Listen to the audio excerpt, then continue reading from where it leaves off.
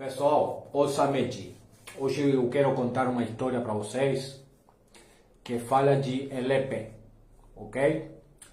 Elepe é o título de um rei de um povoado, na verdade uma cidade pequena, né, que até hoje existe no estado de Ekiti.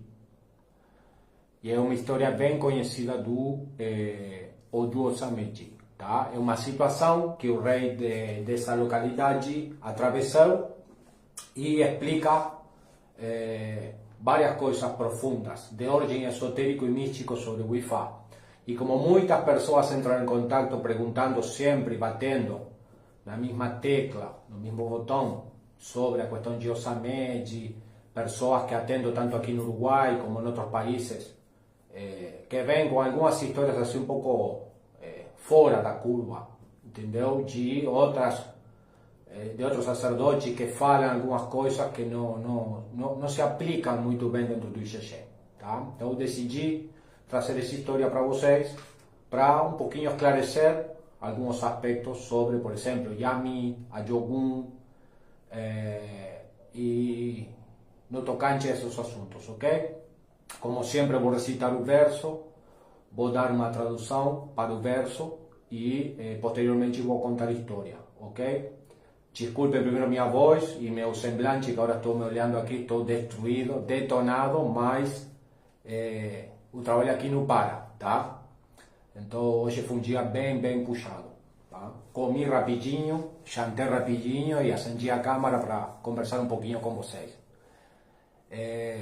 Então vamos lá, pessoal. O verso de Osameji diz assim: Baba Buluerin, Baba Kosoefon,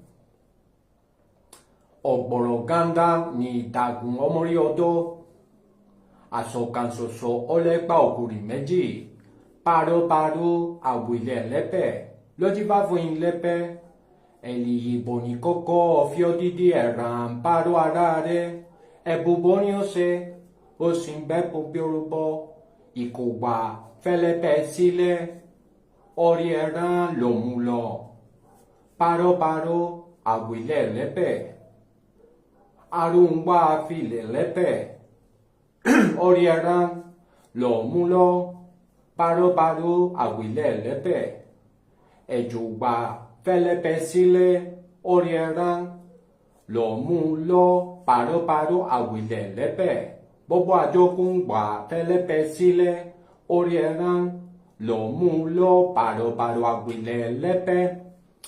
Esse verso, um tanto extenso, tá? Diz assim, vou tentar dar uma tradução literal. O pai do elefante alerta com um som que pode ser traduzido como bulu, ok? É um som gutural. Remite a aquele som que os elefantes fazem para alertar que tem algum perigo. O pai do búfalo é sempre visto de forma elegante. É dizer, o búfalo tem a característica de que ele não faz barulho quando tem algum perigo ou algum alerta perto dele. Tá? Ele só olha de forma elegante. Ok? O seguinte avô do verso diz que Borogandan, é dizer, outro som gutural, é a resposta que dá o morteiro, o pilão. Paf, paf, paf. Então o som gutural para o som que se produz quando estamos utilizando o pilão é Borogandan. Ok? O seguinte avô diz: uma só roupa não serve para vestir dois homens. Tá? E o quinto avô da cena chama-se Paro, que era o sacerdote da casa de Elepe. Tá? Elepe, como falei no começo, é o título do rei de Epe, um povoado do estado de Ekiti. Paro quer dizer algo assim como o sacerdote da troca, do intercâmbio. Tá? Paro, em Yoruba, quer dizer intercâmbio. Ok? Esses 5 avós consultaram para Elepe. Tá? Quando Elepe foi recomendado por Ifá a oferecer uma cabra para ser intercambiado por sua própria vida. Tá? Ebó le recomendaram que ele fizesse e Elepe seguiu a orientação e realizou aquele ebó. Parou, foi o sacerdote que foi assertivo com a consulta de Fá. Foi aquele sacerdote da casa de Elepe que orientou o problema que estava se avecinando, tá? Que era que a casa, o palácio de Elepe iria ser visitado por todos os Ayogún, tá? E falou de que deveria fazer um sacrifício específico e que Elepe, o rei de Epe, deveria intercambiar uma cabra com sua vida. É dizer, em vez de os Ayogún pegar sua própria vida, tá? Os Ayogún pegariam aquela cabra. Tá? O verso, por isso, diz: Ikuwa file Elepe, orieran lómulo. É dizer, quando a morte chegou na casa de Elepe, foi a cabeça da cabra lo que ele levou embora. Parou a Elepe, é dizer, parou é o sacerdote da casa de Elepe. Quando Arun, a doença, chegou na casa de Elepe, a única coisa que a doença conseguiu pegar foi a cabeça da cabra e foi embora. Parou o sacerdote da casa de Elepe. E assim o verso vai mencionando todos os Ayogún, tá? Quem visitou a Elepe foi Ejo, Oran, Ija, enfim, todos os Ayogún, ok? Então, a história é assim: Elepe, tá? Estava começando a ter sonhos ruins e muita perturbação espiritual, tá? Ele tem um presságio através de sonhos de que alguma coisa muito ruim iria acontecer. Aí foi que ele começou a chamar a todos os babalawos da corte dele. E ele possuía 5 babalawos na corte dele. O primeiro babalawo, que é Baba Buluerin, tá? Que, como mencionei anteriormente, é o som que o elefante faz em sinal de alguma coisa está acontecendo. Então, o primeiro sacerdote fez consulta de Fá para Elepe, tá? Mas não conseguiu fazer uma consulta assertiva, tá? Ele viu que alguma coisa ruim estava por acontecer, mas não conseguiu revelar a mensagem concreta de Fá. O segundo sacerdote, Baba Kuso Efon, que é o pai do búfalo, sempre anda com postura elegante. Ele falou de que não era para se preocupar, aquele babalawo falou de que alguma coisa deveria ser oferecida como sacrifício, mas que não era algo para se preocupar.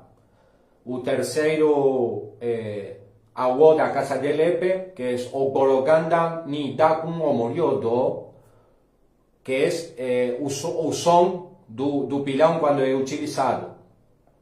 Falou de que havia que trabalhar muito para sair de uma situação ruim. Tá?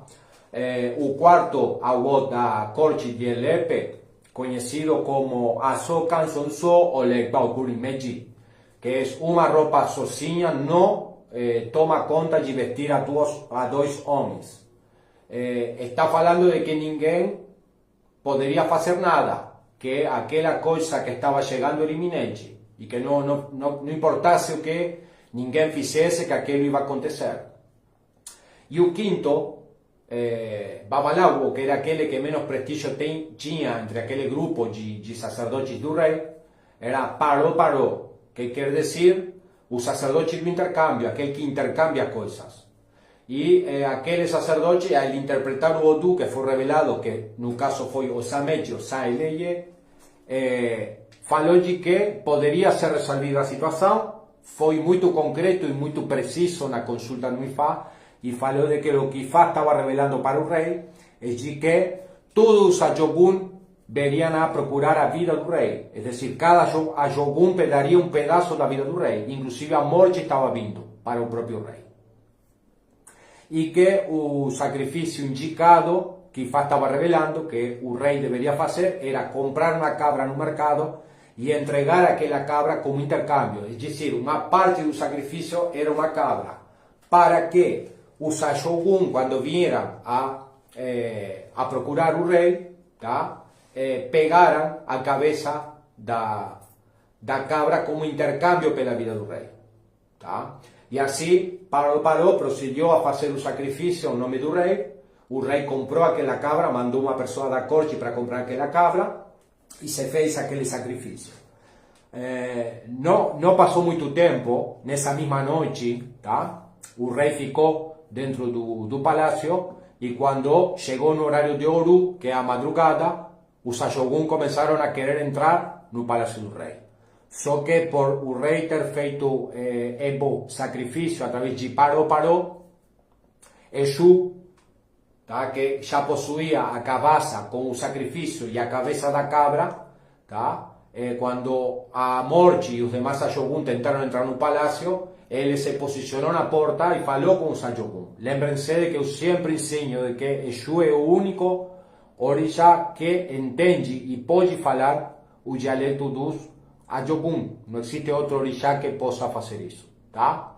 Então, Exu falou com a Morte e toda a corte dele, que são os demais Ashogun no caso, de onde eles estavam indo. E eles falaram de que eles vinham a procurar o rei e queriam levar o rei para o mundo espiritual.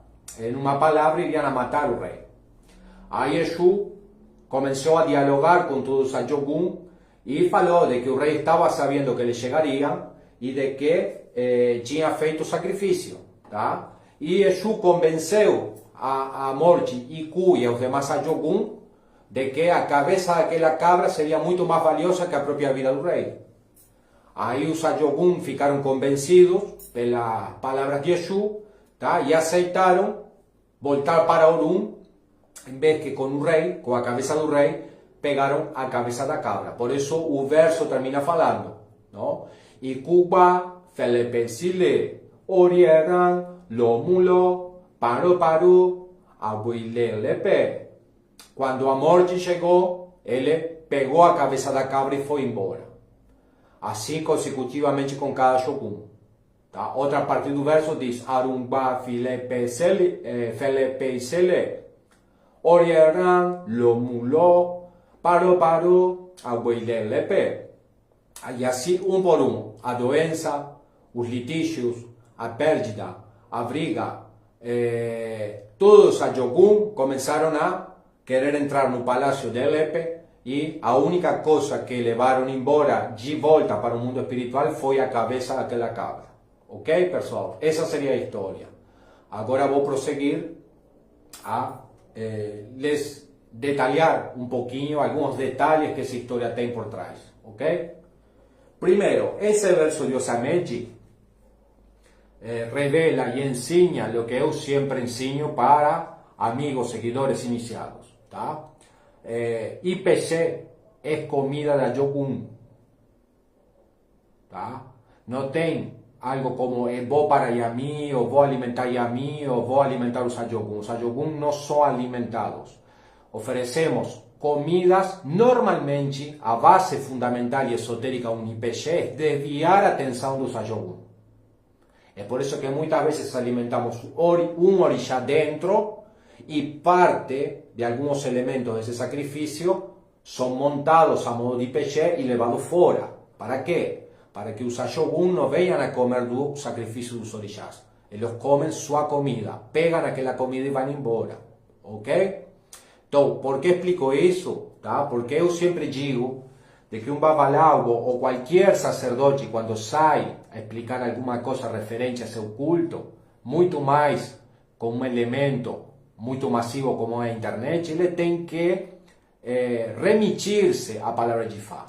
Tá? Isso é algo que um dos meus mestres, muito tempo atrás, me explicou sempre. Quando você vai explicar algo de Fá, você tem que mencionar o verso, o Odu, e recitar o verso, e contar história, senão não vale.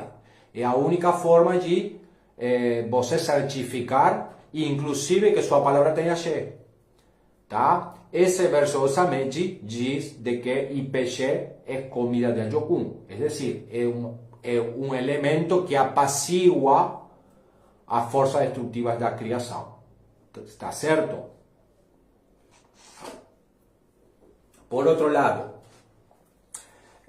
também esse verso de Osameji explica de que, a modo geral, todo sacrifício é um intercâmbio.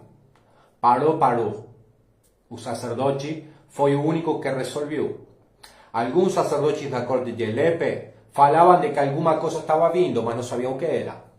Outros sacerdotes falaram de que, evidentemente, alguma coisa ruim estava chegando, mas não era para ter importância. Outro sacerdote falou de que não era para se preocupar, era algo passageiro, que não iria ocasionar nenhum tipo de contratempo.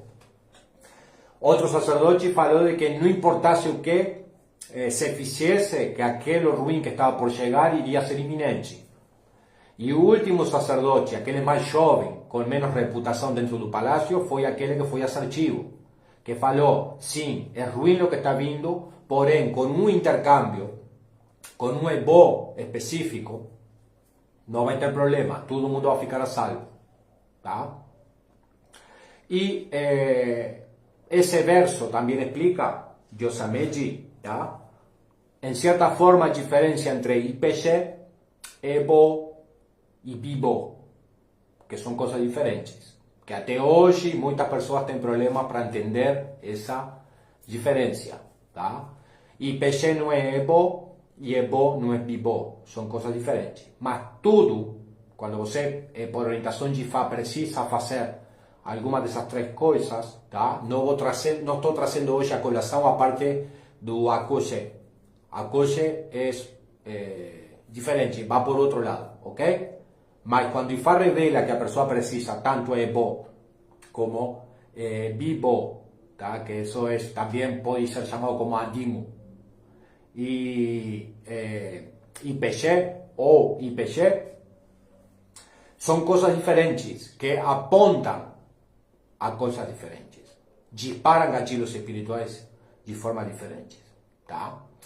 Parou, fiz para Elepe, EBO. Só que com parte da cabra, o próprio verso, a própria história descreve, com parte da cabra deveria ser feito um IPG. Tá? Também, isso é outra coisa que quero esclarecer. Tá? IPG não é sempre a mesma coisa. Existem inúmeros tipos de IPG. E, papai, como eu vou saber que IPG eu vou fazer? Tem que aprender Ifá. Ou tem que aprender Itaxá, tem que aprender o corpus de Orixá. Está tudo nas histórias, gente. Tá? Não é pegar o oráculo e passar a tarde toda perguntando sim e não achismos. Porque aí há perguntas absurdas, respostas absurdas. Tá? Aí sim Exu vai entrar na consulta e vai confundir a gente. E vai te levar por caminho que você não vai conseguir retornar de novo para trás. Tá? É por isso que as pessoas têm que treinar, por isso que as pessoas têm que aprender, têm que ter mestres. Tá? E não procurar atalhos, tem que decorar informação, não procurar atalhos. Como sei quando preciso IPG, quando não preciso IPG? Com uma consulta bem executada. Tá? A consulta tem todo um protocolo para ser seguido. Como sei que IPG vou precisar? Na história está aí. Está que ingredientes, que materiais, como, muitas vezes diz até onde tem que ser levado o EBO. Tá? Mas para isso você precisa saber não só o verso, sino que a história que está por trás. Ok? Outra coisa interessante de essa história do Sameji, que diz que através de uma ação espiritual eficaz, certeira, de uma consulta certeira, e de que o sacerdote que está levando na frente aquela consulta também saiba como resolver aquela situação, não tem nenhum tipo de situação negativa que Ifá não consiga bloquear ou contornar. Tá?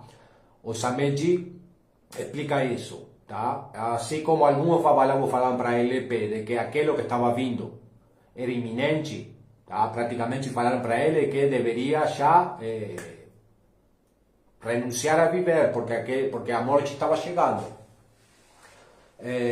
Através de um sacerdote, de outro algo, Ifá revelou de que não, que com um sacrifício adequado, aquelas coisas negativas que estavam chegando na casa de Elepe iriam a ser bloqueadas. E assim foi. Outra coisa que ensina também essa história de Osameji é de que todo sacrifício involucra Exu. Tá? Isso também vai para as pessoas que acreditam que podem pegar certos materiais, montar um IPG e sair fazendo. vou explicar uma coisa para vocês aqui. Yami não é como os outros cultos. Estou já cansado de explicar isso. Yami não é Orisha, Yami não é Irumole, Yami não é Bora, não é Iwin. Yami é uma energia da natureza extremamente poderosa e que quanto menos ela trato tenha com a humanidade, melhor. Tá? Yami estava presente antes dos próprios Irumolé aparecer aqui na Terra. Quando falamos de Irumolé, estamos falando de primordiais. Eles estamos falando de milhões de anos antes do primeiro ser humano aparecer na Terra. Tá? As donas do mundo são Yami. Ok? E não se cultua como qualquer outro orixá. Não é que você um dia acordou com pesadelos e vai montar um IPG, vai ir e vai fazer acontecer. Tá? Se você pensa que vai por aí o caminho, você vai estar mexendo os dedos no ventilador. Ok? Então, não existe sacrifício sem a intercepção de Exu. Normalmente, para acudir a essa energia, necessitamos do apoio de Exu. Exu é o único orixá que fala o dialeto do Sajogun. Então é Exu que vai dizer, não, peraí, essa pessoa fez cebó, você aqui não entra. Você aqui não vai comer, você vai comer disso aqui. Tá? Quem pode convencer, dialogar ou negociar com o Sajogun é Exu. Nenhum ser humano tem essa capacidade. Tá? Não importa se você tem imulé, se você tenha o que você tenha. Você não deixa de ser um mero mortal, um ser humano, modelado por Obatalá. O próprio do Osameji conta essa história. Tá?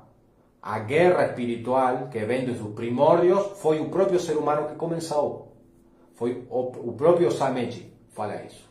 Tá? Que o filho de Obatalá foi que atentou contra a vida do único filho que Yami tinha. E aí elas se encolerizaram contra o filho de Obatalá. Tá? E foram procurando os filhos de todos os Irumolé, de casa em casa. E todos iam correndo até a casa de Orunmila. Até que Orunmila conseguiu, através do Atá Orixá que Obatalá emprestou para ele, cortar a cabeça dos pássaros. Quando falamos pássaros dentro do corpo de Ifá, estamos nos remitindo, esotérica e místicamente falando, ao próprio Ajogun. Tá? Por isso conhecemos ela também como Aumon Eleye, é dizer, as donas dos pássaros. Tá? Tem outros nomes, o Lukikiuru, a respeitar suas famosas da madrugada, enfim, tem vários nomes. Tá? Mas quando nos referimos a Yami, nos referimos em reverência. Tá? Não é uma energia que você vai ir com um grupo de oferendas e vai oferendar para elas. Você pode apaciguar essa energia com o intuito de que elas tenham misericórdia de não te atacar. Isso é diferente a você acreditar de que você vai chegar numa encruzilhada na madrugada e vai começar a dialogar com Yami ou pedir coisas para Yami. Vamos a parar com essa viagem. Tá? Vamos a parar com essa viagem.